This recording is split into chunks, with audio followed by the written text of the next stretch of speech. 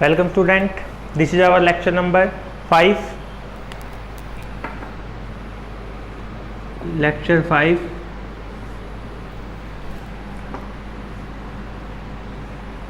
Class 12th. Unit चली हुई है 4 हमारे पास।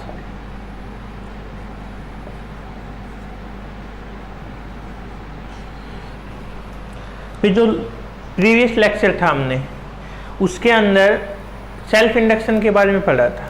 सेल्फ इंडक्शन के बारे में हमने क्या बताया था कि कोई भी यदि हमारे पास एक कॉइल है उसकी ये प्रॉपर्टी होती है कि वो खुद के अंदर जो करंट में चेंजमेंट हो रहा है उसको अपोज करता है। अपोज किस तरीके से करेगा, यदि हम एक बार रिकैप करने जाएं तो अपोज किस तरीके से करेगा। हमने आपको बताया था कि हमारे पास हमने कोई भी एक कॉइल मान लिया, ठीक है, इसमें से करंट फ्लो कर रहा है। यदि करंट में चेंज होता है, करंट में चेंज होगा तो मैग्नेटिक फील्ड में चेंज होगा। मैग्नेटिक फील्ड में चेंज हुआ तो मैग्नेटिक फ्लक्स में चेंज होगा। मैग्नेटिक फ्लक्स में यदि चेंज होता है तो ईएमएफ इंड्यूस होगा, ठीक है। ईएमएफ इंड्यूस हुआ, ये किसने बताया था? ये दोनों बातें हमें बताई थी फैराडे लॉ ने। फैराडे लॉ ने ये बात हमें बताई थी। ईएमएफ इंड्यूस होगा, वो अपोज करेगा production of cause of production. यदि हम बात करें, ये किसने हमें बताया था? लेंज लॉ ने। और इसके कोज का रीजन क्या है? करंट। तो सीधी सीधी बात है, किसको अपोज करेगा? चेंज इन करंट को, ठीक है। ये हमने पढ़ा था सेल्फ इंडक्शन वाले में। इससे जो पहला टॉपिक था हमारा उसके अंदर ये चीज़ें हमने स्टडी की थी। आज का जो हमारा टॉपिक है उसके अंदर हम क्या कर रहे हैं भाई, हम दो कॉइल लेके चल रहे हैं दोनों ही, ठीक है। इसके अंदर मैंने एक गैल्वेनोमीटर मान लिया जो डिफ्लेक्शन ऑफ करंट को शो करेगा।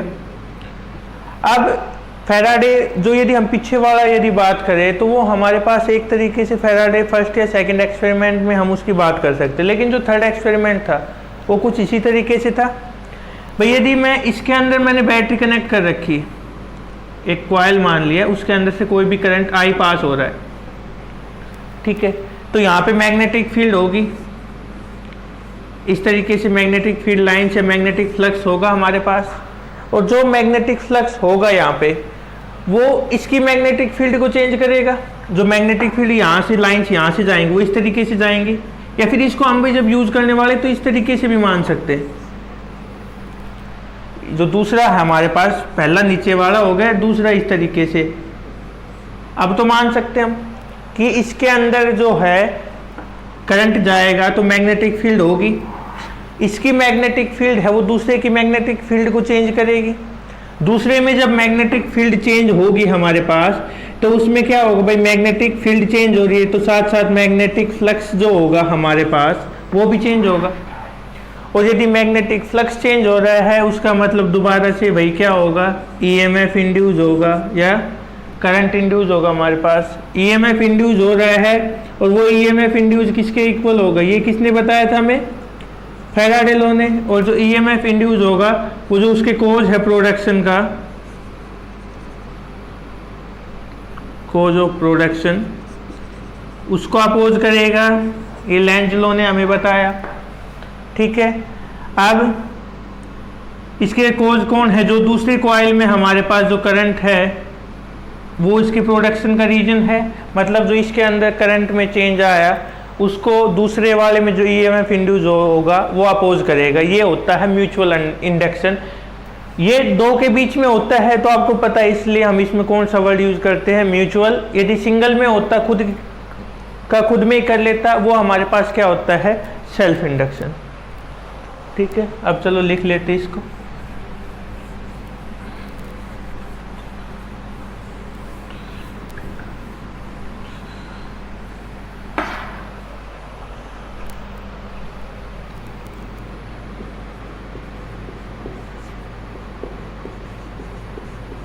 सॉरी सेल्स तो हो चुका है भाई, म्यूचुअल है हमारे पास,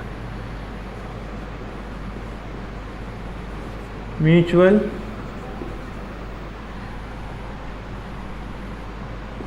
induction.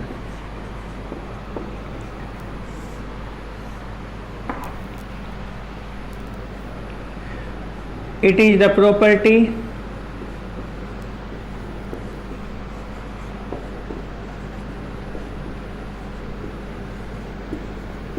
of a circuit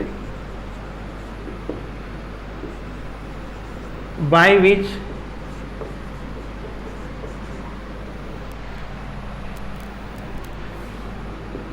it opposes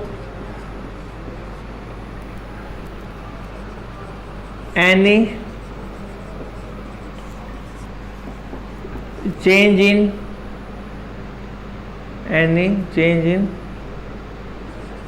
current of another coil by inducing an EMF in it। कि हमारे पास जब भी कोई भी एक कॉइल हम मान के चलें और वहाँ पे हम क्या देखते हैं कि भाई जो दूसरी कॉइल होगी हमारे पास, वो हमारे पास जो मैग्नेटिक फील्ड चेंज होगी, मैग्नेटिक फील्ड चेंज होने से हम क्या देखते हैं वहाँ पे मैग्नेटिक फ्लक्स की वैल्यू चेंज होगी, मैग्नेटिक फ्लक्स की वैल्यू चेंज होने से ईएमएफ इंड्यूस होगा, जिससे वो जो पहली कॉइल में करंट में चेंजमेंट आया था उसको अपोज करता है। ठीक है, नेक्स्ट यदि इसमें हम लिखे कोफिशिएंट ऑफ म्यूचुअल इंडक्शन, और क्या बोलते हैं हम इसको, दूसरा नाम mutual inductance.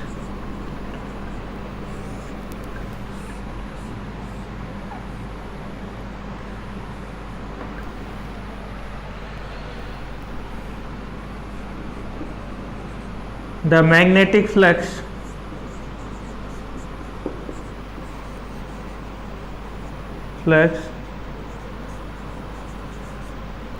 Link, magnetic flux क्या है भाई हमारे पास, पाई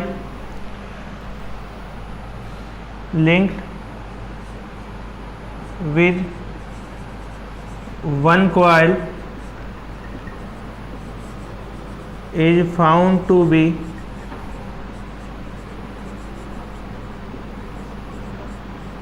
directly proportional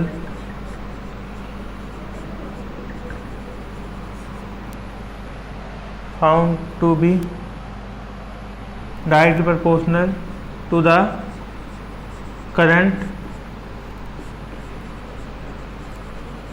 through another coil, that is phi directly proportional to I और phi is equal to mi। ठीक है, where m is constant of proportionality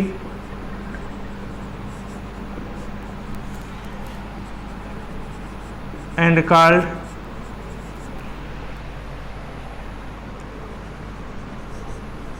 mutual inductance. ठीक है, ये दो चीज़ें भाई इसमें केवल ये तो चलो डेफिनेशन तो जो हमने पिछले वाले में की थी उससे हमारी काफ़ी अलग है, ये अब बात हम मान सकते, लेकिन ये वाला जो है कोफिशिएंट उसमें सेल्फ इंडक्टेंस के लिए था, इसमें हमारा म्यूचुअल, उसमें एल था, इसमें क्या है एम, बाकी सारी चीज़ें हमारे पास इसमें और उसमें क्या है भाई दोनों में सेम है।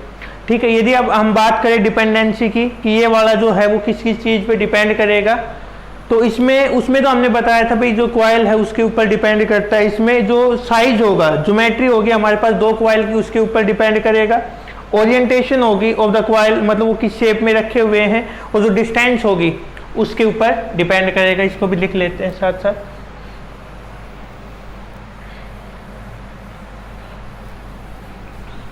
इसी में ही आगे बढ़ा लेना भाई, जो नीचे वाला टॉपिक हमने शुरू कर रखा है इसी को ही आगे लेके चलना।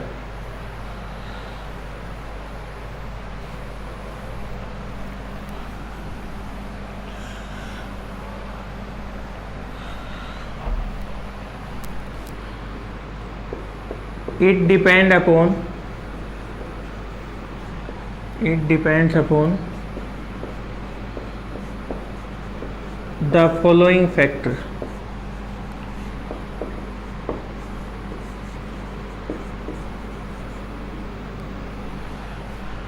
फर्स्ट है हमारे पास geometry of the two coil.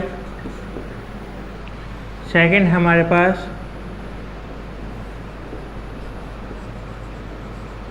Distance between the two coil. Third हमारे पास ओरिएंटेशन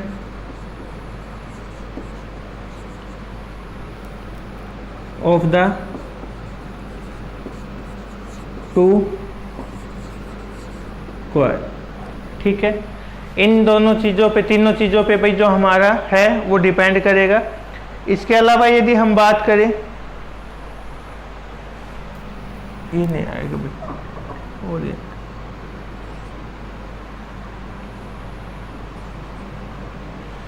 ठीक, ये है according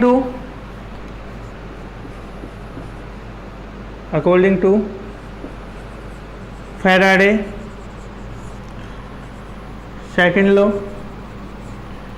E is equal to minus d phi by d t. ये जो था भाई उसको हम इक्वेशन नंबर फर्स्ट मान लेंगे, phi is equal to M I. Using equation first, E is equal to minus d phi की value M I d t, E is equal to minus M d I by d t. ठीक है, when d I by d t is equal to 1, E is equal to minus M. ठीक है, मतलब यदि यहाँ से हम definition निकालें भाई इसकी, क्या आएगी वो, कोफिशिएंट या mutual inductance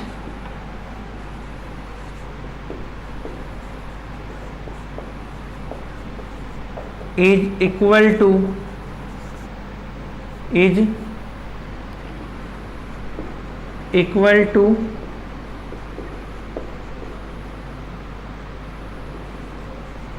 induced EMF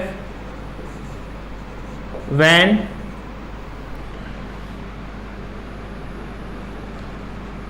there is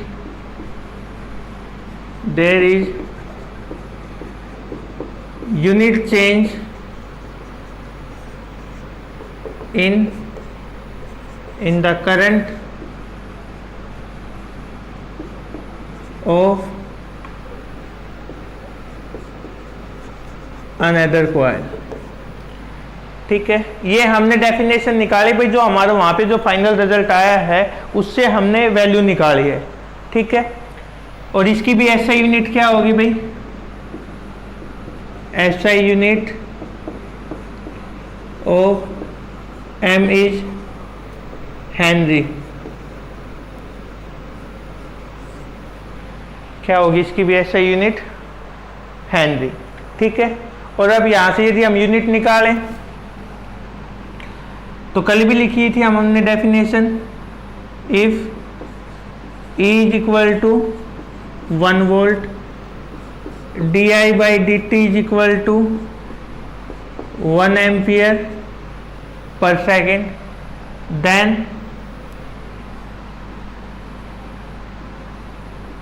m is equal to 1 henry. ठीक है, यदि यहाँ से हम डेफिनेशन निकालें, so mutual inductance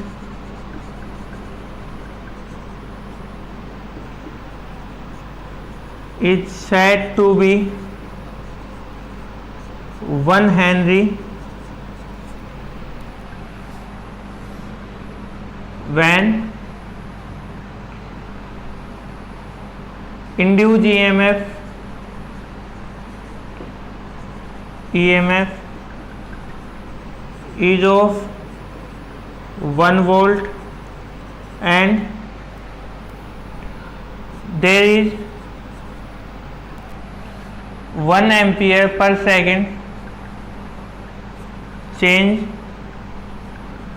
in current of another coil, कि जो हमारे पास कॉइल है उसमें चेंजमेंट कितना आएगा, 1 हेनरी। जो अनदर कॉइल है उसके अंदर चेंज इन करंट हमारे पास 1 एम्पियर पर सेकेंड होगा, तो हमारे पास जो वैल्यू आ जाएगी वो कितनी होगी भाई। ठीक है, और जो डायमेंशन है, यदि हम dimension, the dimension of M and L are same, कि दोनों के डायमेंशन क्या होंगे हमारे पास, बिल्कुल आसान है। कल जो शुरू में हमने डेफिनेशन के अंदर थोड़ा बहुत चेंजमेंट पता है, उसके अलावा यदि हम बात करें तो दोनों में कोई भी डिफरेंस ज़्यादा कुछ खास है नहीं, लगभग दोनों एक जैसे ही हैं, ये वाला भी और पहले वाला भी। इसमें फ़र्क इतना है कि भाई जो करंट इंड्यूस होगा हमारे पास वो दूसरे के कारण, मतलब करंट इंड्यूस कर रहे हैं उसमें जो ईएमएफ इंड्यूस होगा, करंट यदि हम चेंज कर रहे हैं सॉरी, तो ईएमएफ इंड्यूस होगा वो दूसरे में होता है, हमारा जो पहले वाला केस था उसमें अलग में होता है। बाकी दोनों में लगभग हमने सिमिलरिटी पढ़ी है, दोनों ही एक जैसे हैं, कोई ज़्यादा डिफरेंस इनके अंदर है नहीं। ठीक है, अब यदि बात करें हम म्यूचुअल इंडक्टेंस फाइंड आउट करें किसके बीच में, दो हमारे पास सोलेनोइड दे रखे, उनके लिए यदि रिजल्ट हम निकालें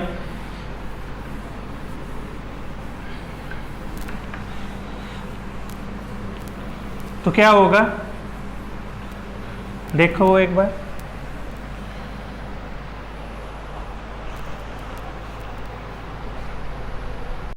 म्यूचुअल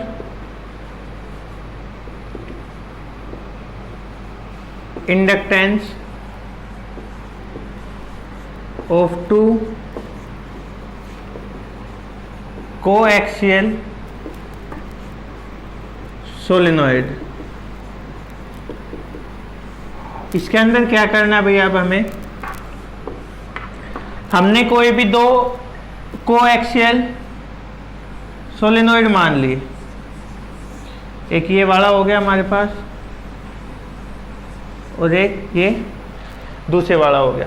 ठीक है, आपको थोड़ा अजीब लग रहा होगा, कोई बात नहीं। इसमें से करंट आई पास हो रहा है हमारे पास, आई इधर से वापिस चला गया, ये हमने S1 मान लिया, ये वाला क्या मान लिया, S2।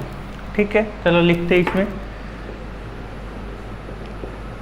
Let us consider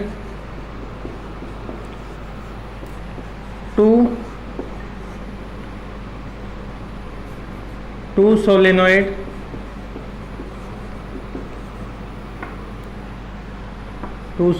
S1 and S2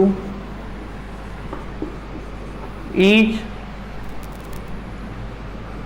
of length L, same area of cross section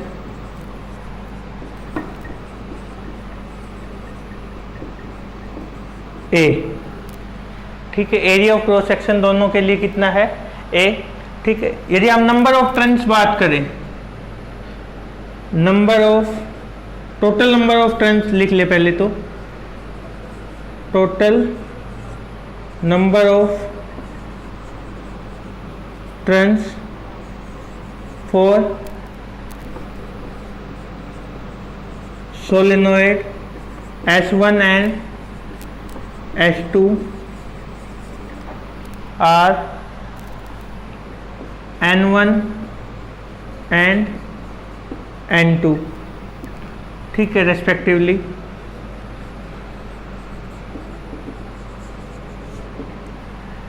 और number of turns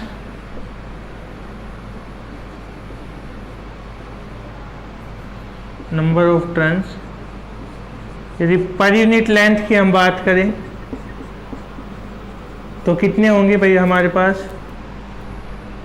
N1 and N2 such that N1 is equal to N1 upon L and N2 is equal to N2 by L। इसका reason हमने कल वाले जो previous topic था उसमें भी बता रखा है, या फिर मैं दोबारा बताऊं तो N हमारे पास टोटल, भाई यूनिट लेंथ पे L, टोटल लेंथ है L, तो दोनों की मल्टीप्लाई कर देंगे तो टोटल नंबर ऑफ टर्न्स आ गया हमारे पास। और टोटल नंबर ऑफ टर्न्स यहाँ से स्मॉल n की वैल्यू निकालेंगे तो क्या हो जाएगी, N बाई L। इस तरीके से निकाले हमने रिजल्ट, ठीक है। अब यदि हम बात करें magnetic field,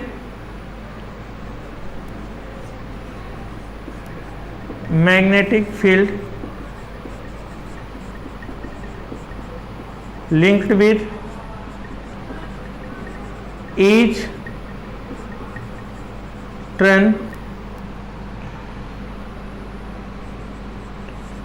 by current I in S1 is given by B is equal to mu naught N1 upon L I, ठीक है। Change in magnetic flux of S2 is given by phi is equal to B A होता है हमारे पास mu naught N1 I by L I तो हो गया हमारे पास इनटू ए। तो ये वैल्यू हमारे पास यहाँ तक जो हमने सोल्व किया है, तो किसकी वैल्यू आ गई हमारे पास, जो मैग्नेटिक फील्ड होगी सोलेनोइड, इसमें जो मैग्नेटिक फ्लक्स इंड्यूस होगा सेकंड वाले में फर्स्ट की मैग्नेटिक फील्ड के कारण, ये इसको भी B1 मान के चलो, इसको भी B1, तो या क्योंकि एरिया तो दोनों के लिए सेम है। अब दूसरे की बात करेंगे तो हम अलग अलग लिखेंगे, इसलिए हम उसको B1 मान सकते हैं। इस करंट को भी I1 मान के चलो, I1, ठीक है। यहां तक आ गया होगा शायद समझ में, और डायग्राम भी आ गया होगा आपके समझ में। आप ऊपर वाले पोर्शन को हम थोड़ा रब कर देते हैं।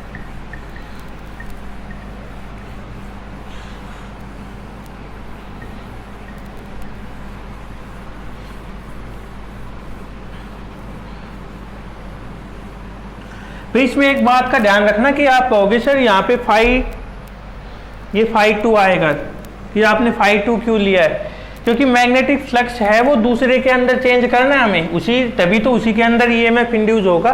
पहले वाले का चेंज करके हमने दूसरे के अंदर चेंज दिखाना है। पहले में जब करंट चेंज हुआ है तो मैग्नेटिक फ्लक्स है वो दूसरे में इंड्यूस होगा, दूसरे में चेंज होगा मैग्नेटिक फ्लक्स, सॉरी, ठीक है। अब यदि इसमें हम बात करें φ2 आ गया हमारे पास, ये तो एक टर्न के लिए था, कल भी हमने ऐसे ही किया था, एक टर्न के लिए था।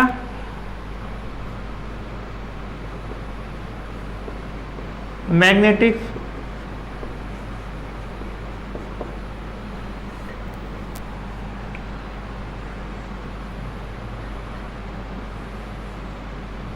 फ्लक्स, टोटल मैग्नेटिक फ्लक्स हम बात कर सकते हैं, total magnetic flux linked with N2 number of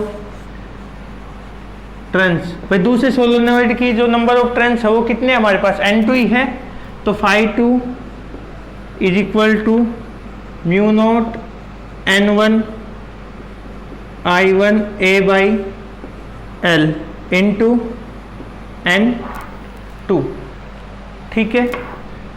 और φ2 इज इक्वल टू किसके आ गया भाई, mu naught N1 N2 A L I, ठीक है।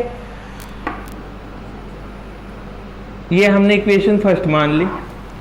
अब हम क्या मान रहे हैं, इफ M12 इज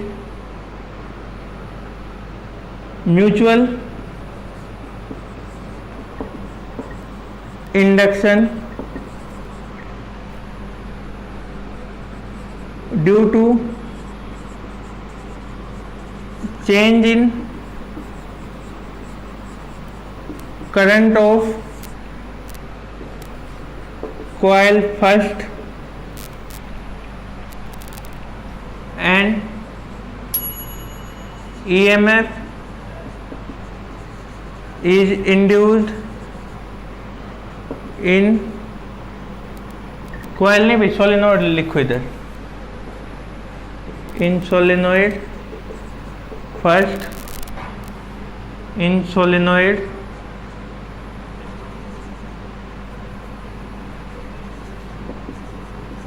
second।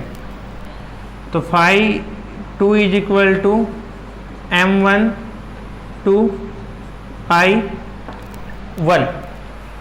ये हमने भाई पढ़ा था, कहाँ पे पढ़ा था, ये जो अभी हमने कोफिशिएंट निकाला था उसके अंदर, ठीक है। ये इक्वेशन हमने क्या मान ली, सेकंड। अब नीचे वाले को हटा देते हैं, इसकी कोई ज़रूरत है नहीं हमें।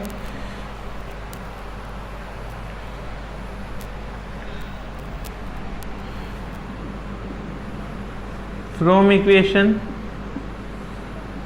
फर्स्ट एंड सेकंड यदि हम बात करें तो इधर लिख देता हूँ भाई मैं कि φ2 इज इक्वल टू, या M12 दोनों को कंपेयर करेंगे तो M12 की क्या वैल्यू आ जाएगी, देखो I1 इधर भी है और नीचे भी है, φ2 इधर भी है, केवल ये वैल्यू आएगी। तो M12 किस क्या आ जाएगी value, mu naught N1 N2 A by L, ये वैल्यू आ जाएगी हमारे पास किसकी भाई, ये वैल्यू हो जाएगी, ठीक है। अब यदि मैं बात करूं सिमिलरली दूसरे वाले के अंदर करंट हो, जो हमने डायग्राम बना रखा था, यदि सेम हम बात करें, अब यहां से I2 करंट पास हो तो रिजल्ट हमारे क्या हो जाएंगे, चेंज हो जाएंगे। इसमें हम डायरेक्ट लिख सकते हैं similarly M21 is equal to mu naught N2 N1 by A into L। ये हम यदि थर्ड मान के चल रहे हैं तो ये हमारे पास इक्वेशन 4 आ गई। और clearly M12 is equal to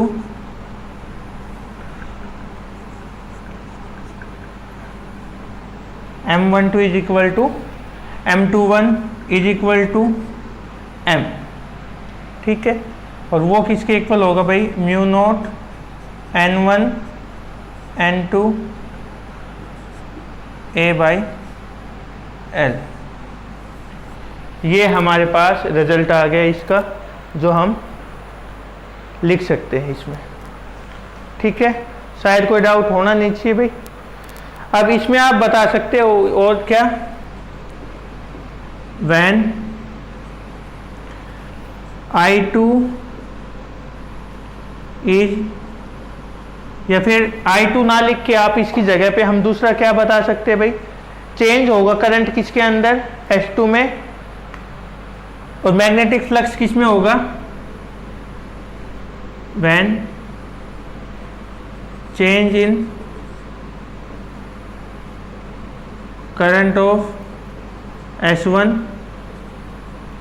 S2 sorry and magnetic flux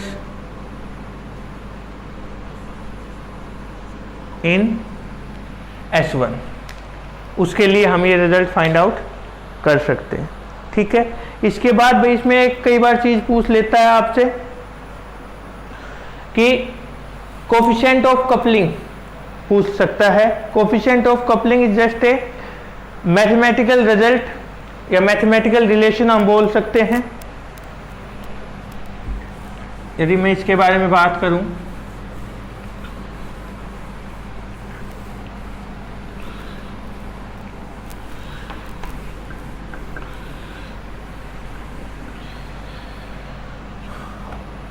यदि हमारे पास दो कॉइल दे रखे, ठीक है, दो कॉइल किस तरीके से दे रखे हैं भाई, L1 और L2 उनके क्या है, दोनों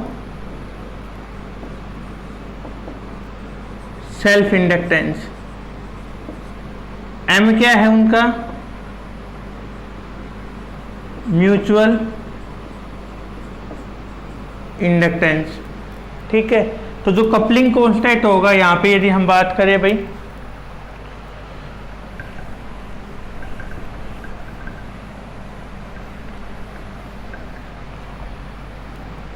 K जो होगा हमारे पास वो होगा M/√L1 L2 के इक्वल। किसके इक्वल हो जाएगा वो, M L1/L2। यदि इसके बारे में लिखे हम लिख लेते हैं, चलो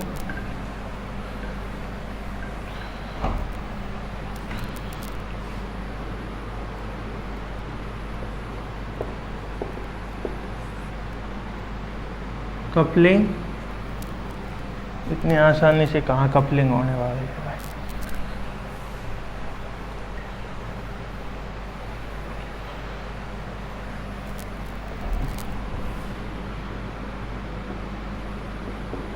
constant, if we have, numerical में यूज होता है भी ज्यादातर, if we have, very good,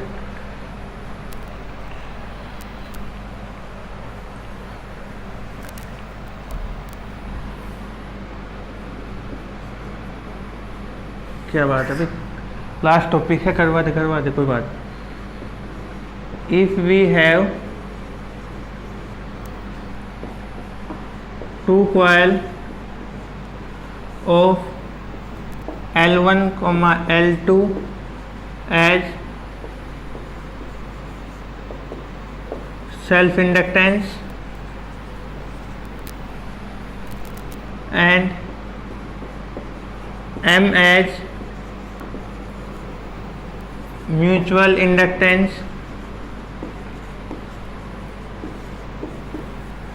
then coupling constant K से डिनोट करते हैं इसको हम, is given by K is equal to M/√L1 L2। ठीक है, ये हमारे पास एक मैथमेटिकल रिलेशन होता है। अब भाई हम यदि बात करें तो जो हमारा एक तरीके से पहला फर्स्ट पोर्शन था इस यूनिट का, जिसके अंदर हम इलेक्ट्रिक फील्ड या मैग्नेटिक फील्ड जो हमने पढ़ा है उनके रिलेशन को जो हम पढ़ते हैं वो यहाँ पे कंप्लीट होता है। कंप्लीट तो हो गया, ठीक है, हम मान लेते। अब हमारे पास जो बचा है वो है करंट से रिलेटेड, करंट और ईएमएफ, इंड्यूस करंट या इंड्यूस ईएमएफ से हमारे पास रिलेटेड टॉपिक बचे हैं।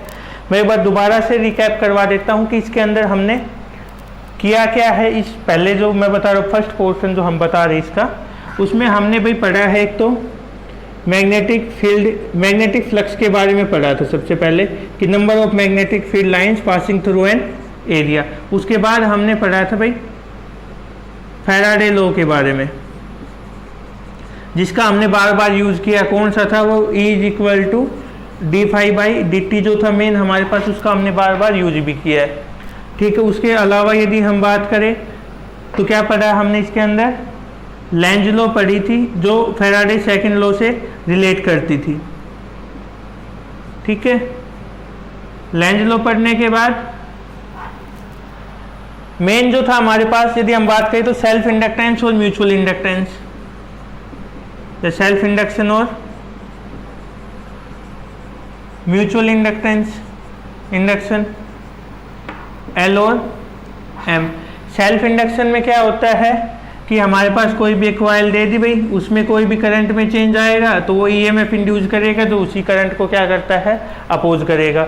म्यूचुअल में क्या किया था, इसके साथ हमने कोई भी एक दूसरा कॉइल मान लिया, वो अब आपस में ना करके पड़ोसियों के साथ, ठीक है।